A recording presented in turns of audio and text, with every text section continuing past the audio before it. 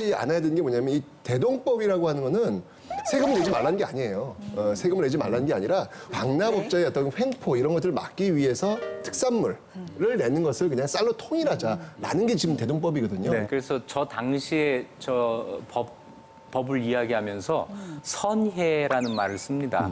그 은혜를 베푼다라는 뜻이고 선혜지법, 선혜하는 법을 그 논의하는 거고 그래서 나중에 대동법 실시할 때 그 관청, 선해청이 되잖아요. 그렇죠, 네. 선해청. 네, 그래서 저 법은 백성들에게 은혜를 베푼다라는 취지로 만든 법입니다.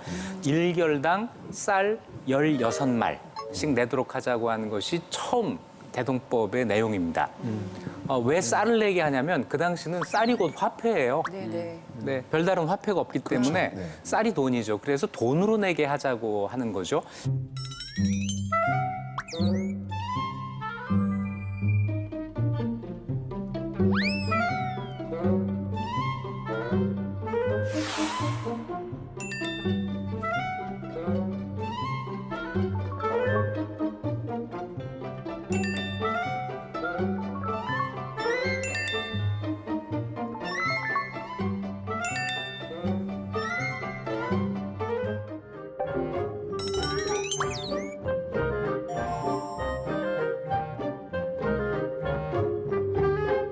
벌써 이름도 멋있잖아요. 대동법. 뭔가 이렇게 유토피아적인 사상을 실천하는 그런 법. 광해군 때 시행되었던 멋있어. 대동법. 그러니까. 여기서 네. 반전. 예? 여기서 반전. 사실 지금 대표님께서 제작하신 광해의 저 영화의 저 장면은요. 완전 허구입니다. 예? 완전 허구입니다. 아니, 허구 맞죠? 하선이라는 인물이 자체가 사실 그렇죠. 허구. 실제 인물이었어도 완전 허구입니다. 왜 그러냐면 대동법이 시행된 때는 광해군 때가 맞습니다. 요거까지 맞아요. 예. 그런데 그 시행에 있어서 실제 광해군은 굉장히 소극적이었어요. 저런 장면 아니었습니다. 아니, 왜 그러세요? 이 대동법 하면 광해군이고 광해군 하면 대동법 우리 학교 다니다 배우는 그러니까요. 최 선생님께서 틀린 얘기가 아닌 것이 이렇게 이제 시작을 해보니까 방납하는 사람들이 실제로 손해를 보게 되지 않습니까? 여태까지 했던 그렇죠. 특권을 못 누리게 되니까 이 사람들의 반대하고 맞물려 가지고 그 주저하는 양상이 나타나요. 대동법이 처음 시행된 게 언제였냐면 1608년 5월인데 9개월 뒤 1609년 2월에 이런 기록이 있습니다. 이 기록을 좀 들으시면 고개를 좀 끄덕일 수 있을 것 같아요. 당초 나의 생각에도 대동법은 시행하기 어려울 것으로 여겼다. 예로부터 나라를 가진 자가 모두 토양에 따라 공물을 바치게 한 데는 다 그 뜻이 있는 거다. 라고 광해군이 이 워딩을 해요. 딱 10개월 만에요? 네, 9개월 뒤에. 네. 9개월. 예전 방식대로 하는 게 좋겠다는 뜻이죠. 그렇죠. 네. 굉장히 중요한 어떤 문구인 것 같아요. 이 그게 이제 문구가. 워낙 그 기득권 세력들의 반발이 많으니까 이제 어쩔 수 없이 약간 한 발 뒤로 물러선 거 아닐까 이런 얘기로. 저도 그렇게 생각하고 싶어요.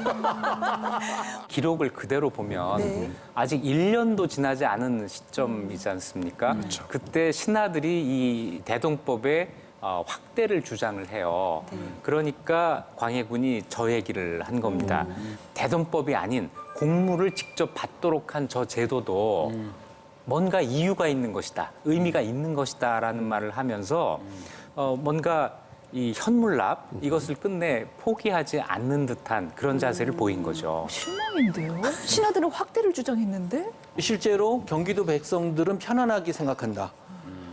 그리고 강원도로 확대해줬으면 좋겠다는 의견도 나오고 이런 상황이었었거든요. 그래서 찬반을 물어본 거예요. 근데 당연히 거기에는 방납하던 사람들이 실제 언론 플레이가 있습니다. 있죠. 요즘만 언론 플레이가 그렇죠, 있는 게 아니고 정부에서 조정해서 곧 그만둔다더라. 그리고 뭔 가짜뉴스. 백성들이 그렇죠. 가짜 뉴스가 나오는 거죠.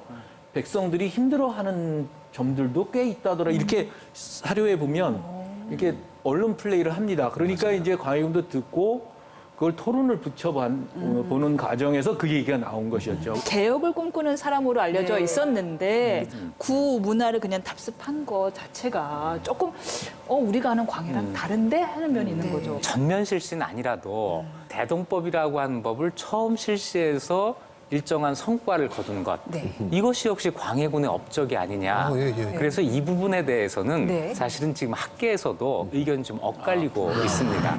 그래요. 뭐 광해군과